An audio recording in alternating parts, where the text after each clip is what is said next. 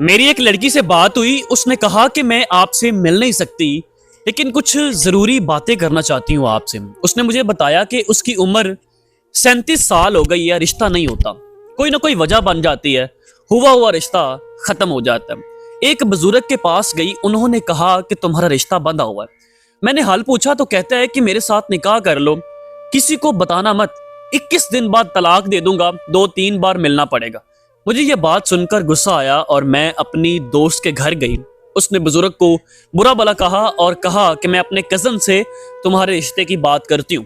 اس کے کزن بھی government officer تھا، بہت ڈیسنٹ تھا۔ کچھ دن بات ہوئی، اس نے بھی فزیکل ہونے پر زور دیا۔ یہ باتیں مجھے خاموشی کی طرف لے جا رہی تھی۔ ہزاروں رشتے آئے پر کہیں کوئی بات نہیں بنی۔ پھر میں نے خاموشی اختیار کر لی۔ 2-3 سال بعد خاندان کے لوگوں کی باتیں یہ تھی کہ یہ کسی کے عشق میں گرفتار ہے، اس لیے اس کی حالت ایسی ہو گئی ہے۔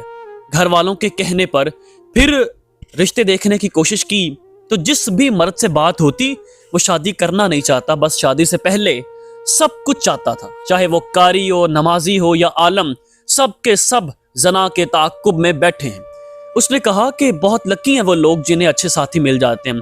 یہ گھر، گاڑی، بنگلے، عیش کسی کام کے نہیں ہیں جب تک آپ کے پاس کوئی اپنا نہ ہو۔ آخر میں اس کا سوال تھا، کیا مجھ سے کوئی شادی کرے گا؟ میں نے کہا اس کی رحمت سے مایوس مت ہونا۔ اس نے کہا مایوس نہیں ہوں، بس ڈپریشن نے رنگ روپ جوانی چھین لی، اب موٹاپا اتنا آ گیا ہے کہ چل پھر بھی نہیں سکتی، اب تو میں نے امید ہی چھوڑ دی۔ میں سب سے ایک بات کہوں گا کہ بچیوں کی شادی میں دیر نہ کریں، وہ کچھ نہ بھی بن پائے نا، کسی کی گھر والی، کسی کی ماں ضرور بن جائیں گی، لیکن جو وقت آ رہا ہے نا، یہاں صرف ڈپریشن زدہ لوگ ہیں جو پرفیکشن کی تلاش میں اپنا ہر سکون کھو بیٹھے ہیں۔